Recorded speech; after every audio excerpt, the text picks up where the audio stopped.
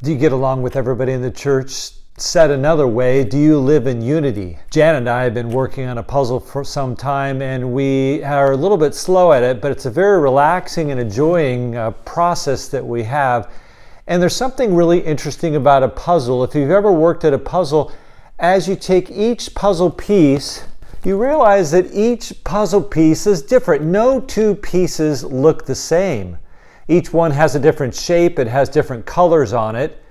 And yet the amazing thing is that we expect that you take all these pieces, whether it's 500 or 1,000 or 10,000, and all these different shapes pieces, you believe that they're all going to fit together into one puzzle. Amazingly, the person who made the puzzle made it so that each piece would fit with the other ones to make this beautiful picture. Hey, if you're encouraged by the content, subscribe to the channel, click the like button, and share this with a friend. Well, as I talk about the idea of unity and getting along with believers, this is exactly what Paul called us to do in the book of Philippians. In fact, chapter 2 in Philippians talks a lot about unity. And one of the things that Paul writes in Philippians 2 verse 2 is that he says to complete my joy by being of the same mind, having the same love, being in full accord and of one mind.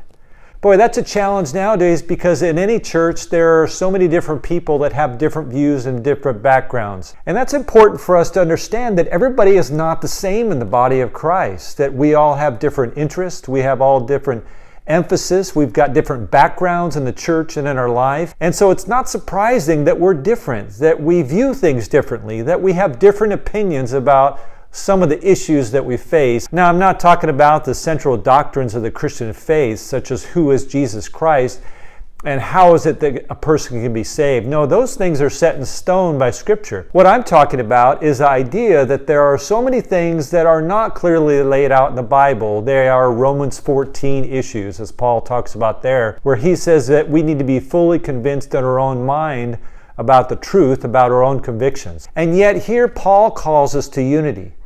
I think it's important for us to realize that in the church, the body of Christ, that we're all different because we have a different upbringing, because we have different personal convictions about issues.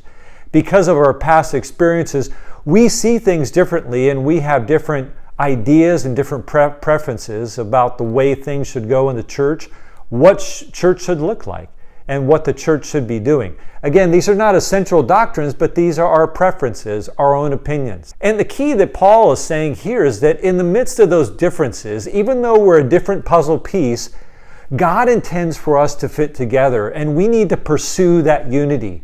We recognize those things that are essential doctrines we all need to agree on, but we also realize the preferences and our own opinions that aren't biblical, but they're still our opinions, and that we pursue that unity despite those differences. It is so important for us as the body of Christ to get along, to realize that Jesus prayed for the unity of the church. You know, it's interesting because I think sometimes people criticize the church because they say, well, why are there all these different denominations? Why is there not just one way? And frankly, the reason that there are denominations is not a bad thing because, as I said, we are different. We have different upbringings, we have different opinions, and the different denominations are just expressions of those differences, whether it's the way to worship, the liturgy, having it more contemporary, the elements that you emphasize in the church life. I think the key is that in the body of Christ, in the churches, that we need to even celebrate the differences. We don't have to be the same. We're not in a cookie cutter where God made us all the same exactly. He made us different in the same way that we look different.